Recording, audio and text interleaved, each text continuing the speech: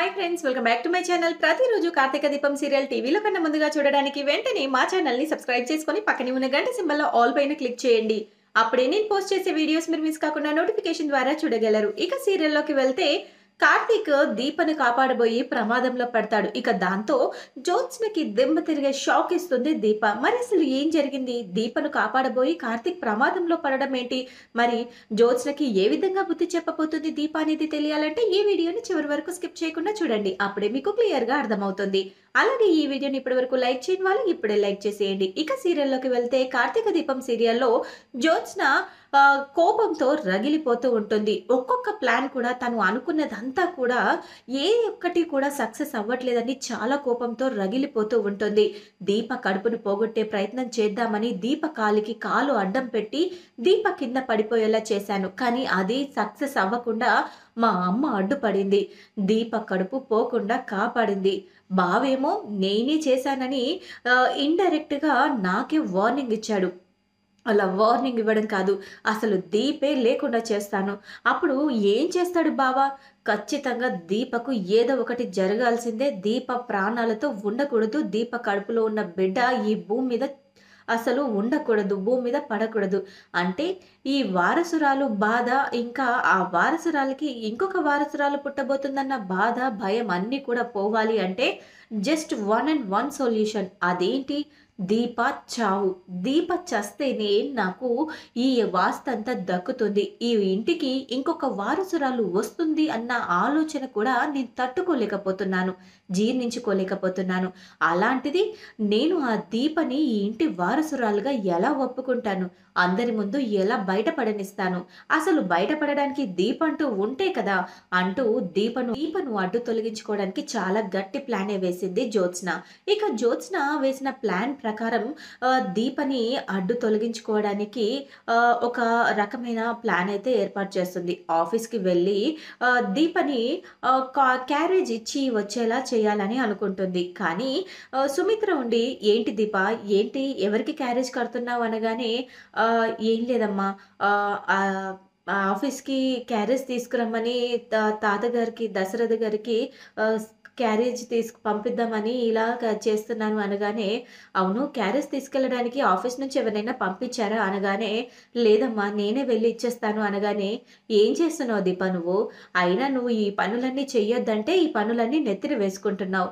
అదీ కాక ఇప్పుడు మళ్ళీ ఆఫీస్‌కి వెళ్లి కూడా ఈ క్యారేజ్ ఇచ్చి రావాలా ఏంటి? అయినా కార్తీక్ ఎక్కడున్నాడు? కార్తీక్ ఎక్కడికి వెళ్ళాడు?" అనగానే, దశరథ గారు తీసుకొని ఆయన ఏదో పనుందని చెప్పి వెళ్లారమ్మా అనగానే, "అవునా! సరే, ఈ ఎండలో నువ్వే వెళ్తావులే కానీ నువ్విక్కడే రెస్ట్ తీసుకో" అనగానే, "నేను ఎళ్లి బాక్స్ ఇచ్చేసొస్తాను" అనగానే, "లేదమ్మా, ఆహ్, నాకు అక్కడికి అలా కాస్త నడిస్తేనే కదా వాకింగ్ చేసినట్టు ఉంటుంది.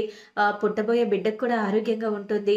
ఏ పని చేయకుండా ఇంట్లోనే ఉంటే ఎలా?" అనగానే, "లేదు దీప, అయినా బయట చూస్తే అసలు ఎలా ఉందంటే, అయినా సరే నీకు తోడుగా నేను రానా?"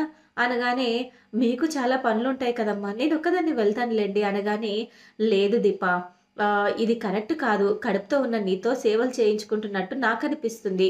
నిన్ను కూర్చోబెట్టి అన్నీ నేను అంటే చెప్పాను కదా! కడుపుతో ఉన్న వాళ్ళకు సేవ చేసుకుంటే మంచిదని. కానీ నువ్వేమో మాకే సేవ చేస్తున్నావు. అయినా మాకు చాలా ఇబ్బందిగా ఉంది దీప. నువ్వు ఒక పని చెయి. నేను అంటున్నానని కాదు కానీ, నువ్వు నీ ఆరోగ్యం కూడా నువ్వు చూసుకోవాలి కదా దీప. అందుకనే నేను చెప్పేది విని, ఒక్కసారి నేను చెప్పేది విని నువ్వు ఆహ్, తప్పుగా అనుకోను అంటేనే చెప్తాను" అనగానే, "అమ్మ, మీరు ఏదైనా అంటే నేనెందుకు తప్పుగా అనుకుంటాను? నేనలా ఏమి అనుకోవట్లేదమ్మా" అనగానే, "సరే దీప, ఆహ్, మరి నేను ఒక విషయం చెప్తాను, వింటావు కదా" అనగానే, "తప్పకుండా వింటానమ్మా, చెప్పండి" అనగానే, "నువ్వు రేపటి నుంచి ఇంటికి రావడానికి వీల్లేదు" అనగానే, "ఏంటమ్మా, నేనేదైనా తప్పు చేశానా? ఎందుకలా మాట్లాడుతున్నారు?" అనగానే, "నువ్వు తప్పు చేయడం కాదు దీప. మా ఇంట్లో ఏదైనా తప్పు జరిగి నీకేదైనా అయితే నేను వదినకు సమాధానం చెప్పుకోవాలి. నీ కడుపులోని బిడ్డని భూమి మీద పడేంత వరకు జాగ్రత్తగా నువ్వు కాపాడుకోవాలి. నీ ఇంటికి వచ్చి పనులు చేసినందుకే, నీ వాళ్ళ వల్లే ఇదంతా జరిగింది. నాకు నా బిడ్డ ఆహ్, నాకు మా అమ్మ నా కడుపున పుట్టబోతుంది అని చాలా సంతోషపడుతుంది వదిన. ఒకవేళ అది జరగకూడనిది జరిగి, ఏదైనా జరిగి నీ బిడ్డకు ఈ ఇంట్లో ప్రమాదం జరిగితే ఇంకేమైనా ఉందా దీప? అందుకనే చెప్తున్నాను. నేను చెప్పేది నీ మంచి కోసమే దీప. కానీ నువ్వు తప్పుగా అర్థం చేసుకుంటావేమో అని భయంగా ఉంది అనగానే, లేదమ్మా నేనెందుకు తప్పుగా అర్థం చేసుకుంటాను. మీరు మంచి గురించి ఆలోచించి చెప్తున్నారు. కానీ నేను జాగ్రత్తగా ఉంటాను. మీరు నా గురించి కంగారు పడకండి అని చెప్పేసి ఆ బాక్స్ ఇచ్చేసి వస్తాను అని చెప్పేసి ఆఫీస్‌కైతే బయలుదేరుతుంది దీప. అయితే సరే ఒక్క నిమిషం ఆగు. నువ్వు చెప్తే వినవు కదా! నువ్వు అనుకున్నదే చేస్తావు. ఎవరు ఎన్ని చెప్పినా నువ్వు ఏది పట్టించుకోవు. కానీ నేనొక విషయం చెప్తాను దీప. ఆగు ఇక్కడే ఉండు అని చెప్పేసి డ్రైవర్‌ని పిలిచి డ్రైవర్ దీప గారు దీప ఆఫీస్‌కి వెళ్తుంది. ఆఫీస్ దగ్గర క్యారేజ్ ఇచ్చిన తర్వాత మళ్ళీ దీపని జాగ్రత్తగా తీసుకొని రా అని చెప్పేసి డ్రైవర్‌కి అప్పచెప్పి డ్రైవర్ చేత అక్కడ పంపిస్తుంది. అయితే డ్రైవర్ చేత బాక్స్ ఇచ్చి పంపిద్దామని అనుకుంటుంది గానీ, డ్రైవర్ చేత ఇప్పించడం కన్నా దీప వెళ్లి ఇస్తే బావుంటుందని చెప్పి దీప ఇక నేనే స్వయంగా వెళ్లి వాళ్ళకి వడ్డిస్తానమ్మా అని చెప్పేసి అనేసరికి ఇక సరే అని చెప్పేసి డ్రైవర్‌నిచ్చి అయితే పంపిస్తుంది. డ్రైవర్‌నిచ్చి పంపించిన తర్వాత అదంతా అబ్జర్వ్ చేస్తున్న జ్యోత్స్న ఖచ్చితంగా ఆఫీస్‌లో ఏదో ఒకటి జరిగితే నా మీదకి రాదు కదా! నేను ఏదో ఒకటి చేసి ఖచ్చితంగా ఇది చెయ్యాలి. ఆహ్, నా అంతట నేను ఆఫీస్‌కి వెళ్తే బావుంటుందా? లేక ఏం చేస్తే బావుంటుంది అని అనుకోని ఇక ఆఫీస్‌లో ఏదో పనున్నట్టుగా, ఏదో మర్చిపోయినట్టుగా తాను కూడా ఆఫీస్‌కైతే వెళ్తుంది. దీప వెళ్ళిన అబ్జర్వ్ చేసిన జ్యోత్స్న అక్కడికి వెళ్తుంది. అక్కడికి వెళ్ళిన తర్వాత కార్తీక్, దశరథ, శివనారాయణ అందరూ కూడా బోర్డ్ మీటింగ్ అటెండ్ అయిన తర్వాత అందరూ కలిసి రెస్టారెంట్ డెవలప్‌మెంట్ కోసం అలా ప్లాన్స్ వేస్తూ ఉంటారు. ఇక శ్రీధర్ కూడా అక్కడే ఉంటాడు.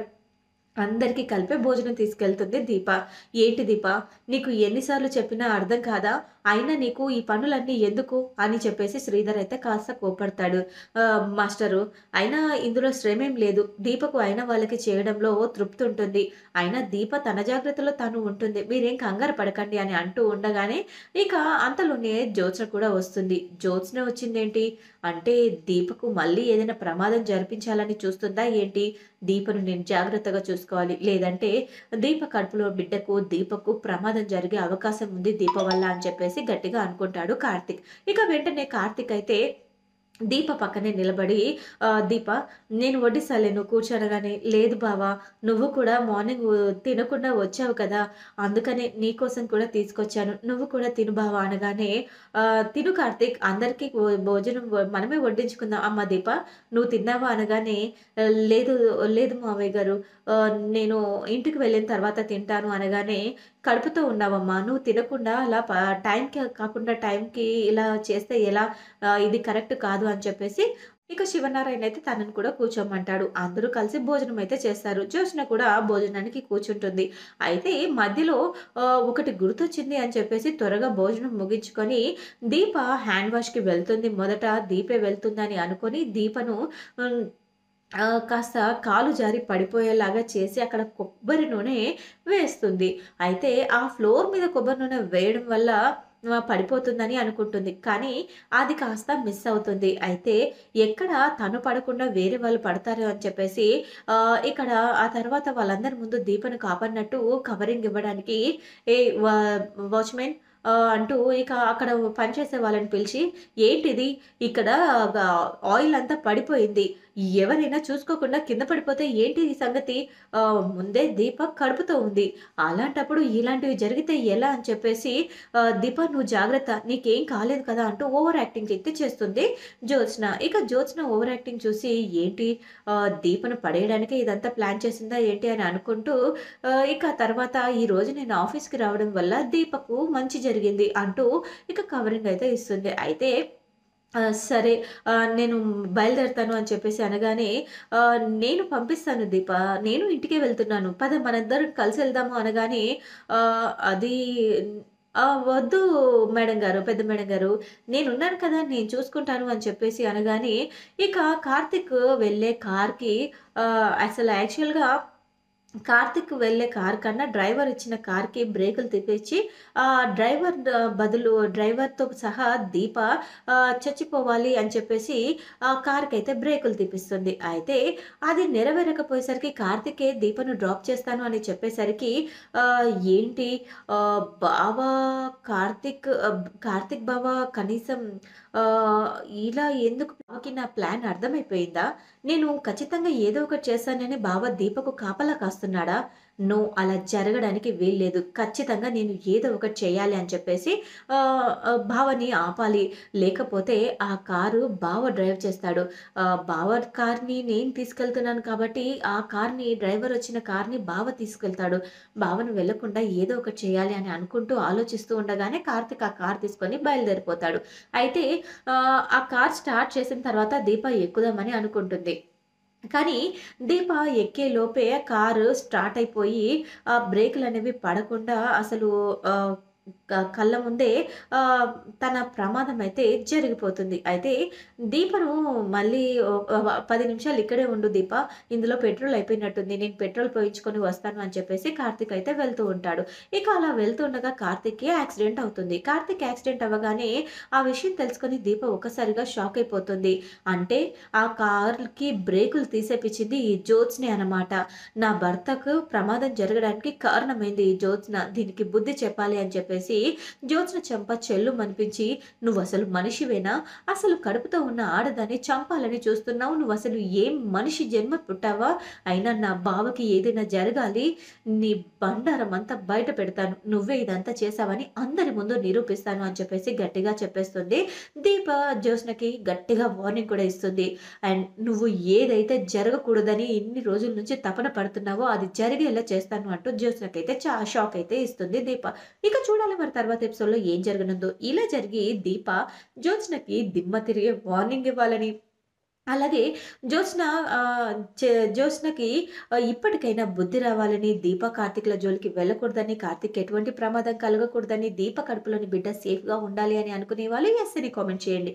ఈ వీడియో గనుక మీకు నచ్చినట్లయితే లైక్ చేసి షేర్ చేయండి. మా ఛానల్‌లోని మరెన్నో లేటెస్ట్ అప్డేట్స్ కోసం వెంటనే మా ఛానెల్‌ని సబ్స్క్రైబ్ చేసుకొని పక్కనే ఉన్న గంట సింబల్‌లో ఆల్ పైన క్లిక్ చేయండి. అప్పుడే నేను పోస్ట్ చేసే లేటెస్ట్ అప్డేట్స్ వీడియోస్ మీరు మిస్ కాకుండా నోటిఫికేషన్ ద్వారా చూడగలరు. Thanks for watching my video.